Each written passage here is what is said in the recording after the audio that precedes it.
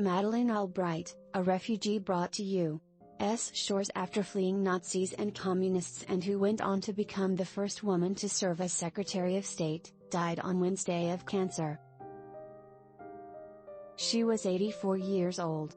Albright had a long and storied career in foreign policy, serving as U.S. ambassador to the United Nations from 1993-97 before reaching the pinnacle of diplomacy, Secretary of State. She was the first woman to hold the position and the highest-ranking woman in government at the time. Madeline was always a force for goodness, grace, and decency, and for freedom, said President Biden in a statement after her death. When Albright left office in 2001, she vowed she wasn't finished. "I am still here and have much more I intend to do," she said.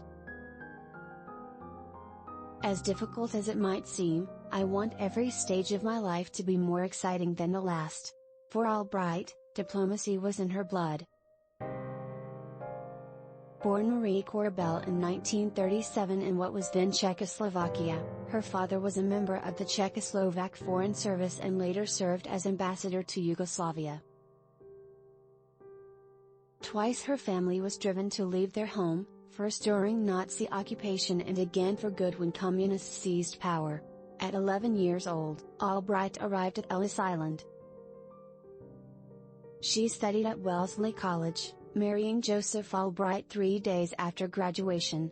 She raised 3 daughters while earning a doctoral degree from Columbia University.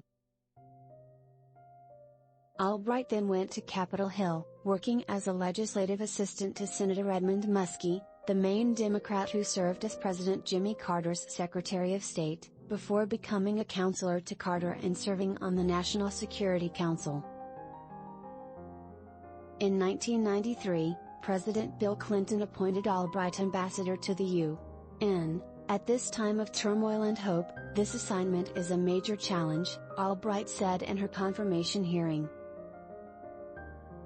Her tenure prompted a shift in the way women diplomats were viewed at the UN. One male diplomat came to her complaining one day and said, "You know, I watch you and you spend all this time with those women diplomats, when can I have the kind of time that you give to some of these women?"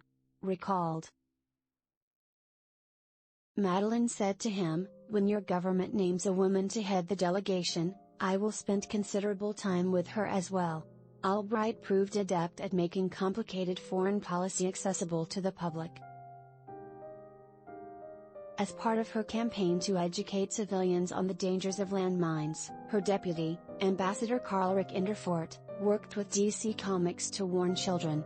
That became educational comic books with Superman and Batman, and at Madeline's suggestion, true story, Wonder Woman, Inderfurth said.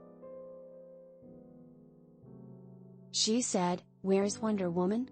So they did a Wonder Woman comic book as well. It was translated and got distributed to almost all of the landmine-affected countries.